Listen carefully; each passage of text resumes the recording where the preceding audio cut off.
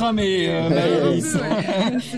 Donc en fait, ce qu'on se disait, vu de notre niveau, alors après on le verra un peu dans les stats, mais ce qu'on avait l'air ce qu'on avait l'air de voir aujourd'hui quand même, c'est beaucoup plus de fautes, notamment sur les services, des imprécisions quand même techniques qui font qu'à un moment donné, l'équipe elle a baissé de niveau par rapport à Poitiers, qui restait peut-être plus constant sur le 4e set en fait. Je prends le micro ou je parle d'ici? Bon, ça doit être bon là, ouais. Vas-y, ouais.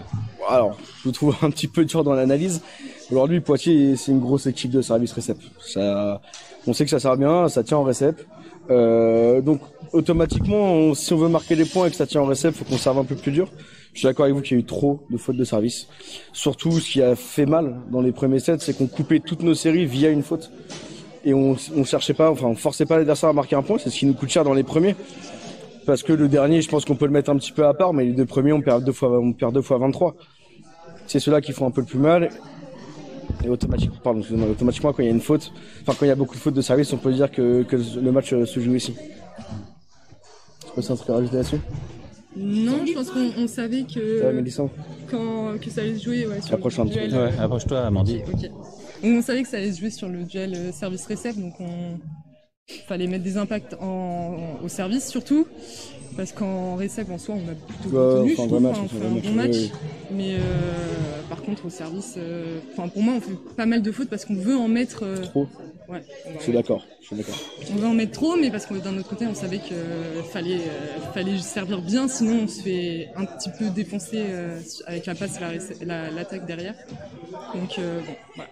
Et quelle est, juste question pour un peu anticiper, quelle sera la clé sur un match retour contre Poitiers, quelle sera la clé pour pouvoir déstabiliser plus cette équipe, essayer de cette fois-ci de prendre le dessus et de gagner?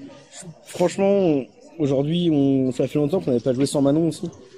Et sur un match comme ça, elle fait du bien parce qu'elle soulage vachement nos postes 4 qui ont beaucoup de ballons. En fait, elle soulage physiquement parce qu'elles peuvent prendre en récep, parce qu'elles ont moins de zones à défendre, et c'est là-dessus. Aujourd'hui, je pense que avoir Manon et Léa contre une équipe comme ça, ça change la donne parce que si on a besoin de marquer des points, Léa va rentrer, mais Manon va nous apporter tout le fond de jeu. Et tout ce qui fait que Maëlys et Amandine ne sont pas en sur-régime, ce qui malheureusement aujourd'hui est arrivé parce que l'intensité, la qualité et le jeu tournait autour d'elle beaucoup trop. Comme d'ailleurs en face à Poitiers où on a vu quand même, c'est ce qu'on commentait dans le match où il y a c'était un duel qui était sur Walker.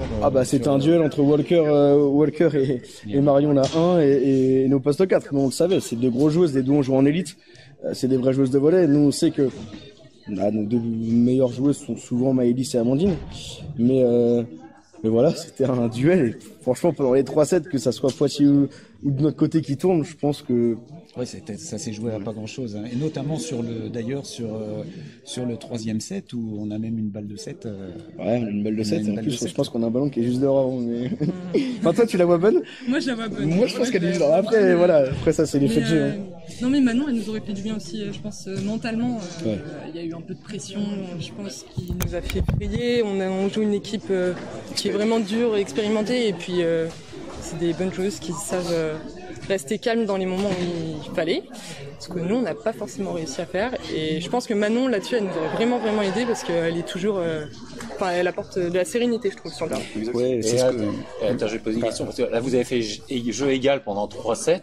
Ouais. Et le 4e set, on vous a vu, entre guillemets. Qu'est-ce qui explique cette baisse de régime, cette grosse différence? Ça, c'est une bascule fréquente au volley.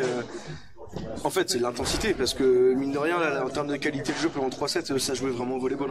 Je pense qu'on n'avait pas grand chose à envier à du bas de tableau N2, voire du milieu de tableau N2 pendant les 3 premiers sets. Des deux côtés, franchement, ça jouait réellement. Et c'est qu'à un moment donné, on joue pour gagner. Et ce fait de perdre le premier à 2 points, de rebasculer avec la balle de 7 et de le perdre 26-24 ou 25-23, je sais. 27-25. Voilà, 27-25, ouais. Je me suis même trompé. Mentalement, c'est compliqué de repartir. Ouais. Le manque de sang frais aussi, le manque de solutions, de ne pas avoir de banc. Le fait que, du coup, on sait qu'on doit repartir avec la même chose. Peut-être que j'aurais dû changer des positions ou des choses.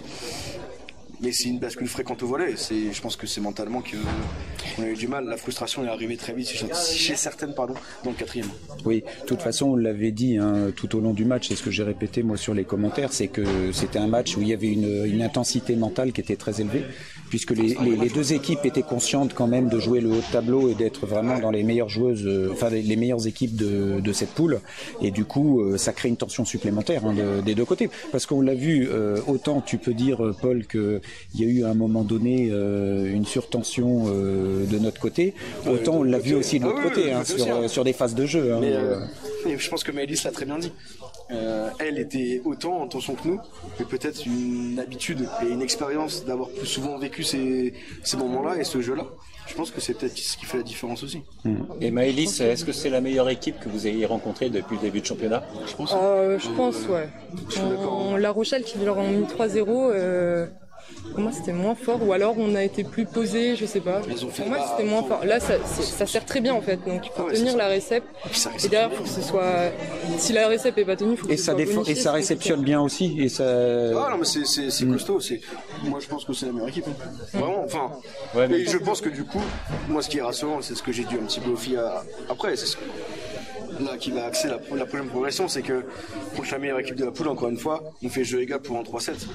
Ce match-là, on perd 3-1, on peut le gagner 3-0, on peut le perdre 3-0, ça peut faire 3-2. Enfin, c'est sûr que si vous gagnez le troisième set, ça peut changer complètement la donne, parce que autant physiquement vous étiez très fatigué, mais dans la tête vous auriez pu tenir. Oui, mais vous avez plus de rotation. Quand même. Pas vraiment. T'avais pas trop de solutions. Elle l'utilisait pas, donc je sais pas si c'était des vraies rotations. Elle a pas fait trop rentrer les remplaçantes finalement. Elle était quand même sur son 6 majeur. Est-ce que je peux vous libérer Maëlys Oui, Maëlys, merci. Non, écoute, merci. Puis de toute façon, je pense que tout le monde a quand même pris du plaisir sur le match aujourd'hui, parce que il y avait du monde en plus, c'est bien. Il y avait du monde, et puis je pense que pendant 3-7, vraiment, c'était du beau volleyball pendant 3-7, réellement. C'était, j'ai rarement vu un match de N3 filles pendant 3-7 à ce niveau-là, en tout cas. Après, et puis même l'année dernière, on a joué beaucoup d'équipes. Si on propose ça, on aurait pu gagner des matchs l'année dernière. On est bien d'accord. L'année dernière, vous étiez en N2, pour ceux qui n'ont pas suivi trop le parcours de l'UVBT. Donc la prochaine étape, c'est... La prochaine étape, déjà, ça va être de mettre tout le monde au frigo là, de les mettre dans de la glace ou je sais pas, parce que c'est vrai qu'on a des bobos un peu partout aussi. On n'est pas beaucoup, donc automatiquement les rotations, à l'entraînement c'est la même chose. Mais voilà, donc c'est d'abord gros repos là.